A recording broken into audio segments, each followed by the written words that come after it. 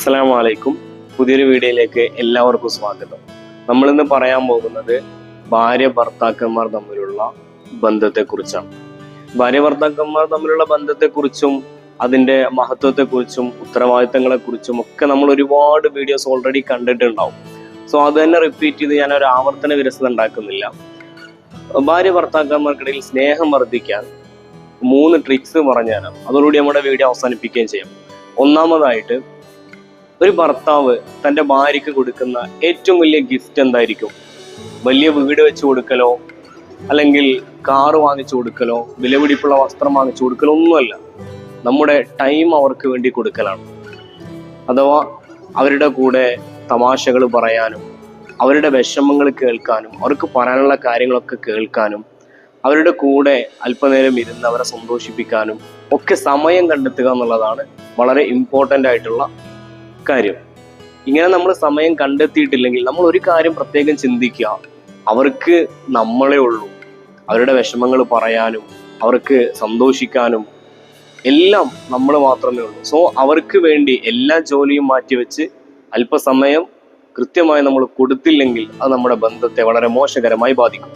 ഇനി രണ്ടാമത്തെ കാര്യം പറഞ്ഞാൽ, നല്ല ഭാഷയിൽ മാത്രം അവരോട് സംസാരിക്കുക. കാരണം നമ്മുടെ ഭാര്യമാർ എപ്പോഴും നമ്മുടെ ഭാഷ ശ്രദ്ധിക്കും. നമ്മൾ ഏത് രീതിയിലാണ് അവരോട് സംസാരിക്കുന്നത് എന്നുള്ളത് പ്രത്യേകം അവർ ശ്രദ്ധിക്കുക. അത് അവരുടെ ഒരു പ്രത്യേകതയാണ്. അപ്പോൾ അവർക്ക് എന്തെങ്കിലും ഒരു സങ്കടം ഉണ്ടെങ്കിൽ സാരമില്ല, ഞാനില്ലേ കൂടെ എന്ന് പറയാം. അതുപോലെ തന്നെ അവർക്കൊരു നേട്ടം ഉണ്ടാകുമ്പോൾ തീർച്ചയായിട്ടും അതിനെ നമ്മൾ അപ്രിഷ്യേറ്റ് ചെയ്യുക. ഒരിക്കലും നമ്മൾ അവരോട് മോശമായിട്ട് സംസാരിക്കരുത്. കാരണം ഈ വാക്കുകൾക്കൊരു പ്രത്യേകത ഉള്ളിൽ നിന്ന് തെറിച്ചു പോകുന്ന അമ്പ് പോലെയാണ്. അത് കയ്യിൽ നിന്ന് പോയാൽ പോയി, പിന്നീട് ഒരിക്കലും നമുക്ക് തിരിച്ചെടുക്കാൻ സാധിക്കില്ല. അപ്പൊ നമ്മൾ പറയുന്ന മോശപ്പെട്ട വാക്കുകൾ നമ്മുടെ ഭാര്യമാരുടെ മനസ്സ് വേദനിപ്പിച്ചാൽ തീർച്ചയായിട്ടും പിന്നെ എത്ര നമ്മൾ സോറി പറഞ്ഞാലും ഏതൊക്കെ രീതിയിൽ ശരിയാക്കിയാലും ആ ഒരു മുറിവ് അവിടെ തന്നെ ഉണ്ടാവും. സോ അവർ നമുക്ക് വേണ്ടി ജീവിക്കുന്നവരാണ്, നമ്മൾ ഒന്നിച്ച് സ്നേഹത്തോടെ പോകുന്നവരാണ്. അതുകൊണ്ട് ഒരിക്കലും മോശമായ ഭാഷ സംസാരിക്കാണ്ടിരിക്കുക. ഏറ്റവും അവസാനമായി മൂന്നാമതായി നമുക്ക് പറയാനുള്ള കാര്യം, നമ്മുടെ ഭാര്യമാർക്ക് അല്ലെങ്കിൽ ഭർത്താക്കന്മാർക്ക് പലതരത്തിലുള്ള പ്രശ്നങ്ങളുണ്ടാവും, പലതരത്തിലുള്ള മോശപ്പെട്ട കാര്യങ്ങൾ അവരിൽ നിന്ന് കണ്ടെന്ന് വരാം.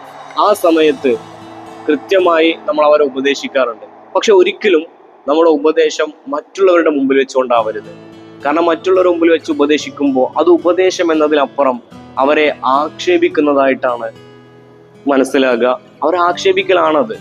അതുകൊണ്ട് തന്നെ നമുക്ക് എന്തെങ്കിലും കാര്യങ്ങൾ നമ്മുടെ ഭാര്യയിൽ നിന്ന് ഭർത്താവിൽ നിന്ന് തിരുത്താനുണ്ടെങ്കിൽ മറ്റുള്ളവരുടെ മുമ്പിൽ വെച്ച് പറയാതെ നമ്മുടേതായ പേഴ്സണൽ സ്പേസിൽ മാത്രം സംസാരിച്ചുകൊണ്ട് ആ ഒരു ബന്ധം നല്ല രീതിയിൽ മുന്നോട്ട് പോകാം. ഇനിയും ഒരുപാട് കാര്യങ്ങളുണ്ട്, നമുക്ക് പിന്നീട് സംസാരിക്കാം. ആദ്യം ഈ 3 കാര്യങ്ങളൊന്ന് ചെയ്തു നോക്കുക. നമ്മുടെ ജീവിതം സന്തോഷകരമായിരിക്കും. അല്ലാഹു അനുഗ്രഹിക്കട്ടെ. അസ്സലാമു അലൈക്കും.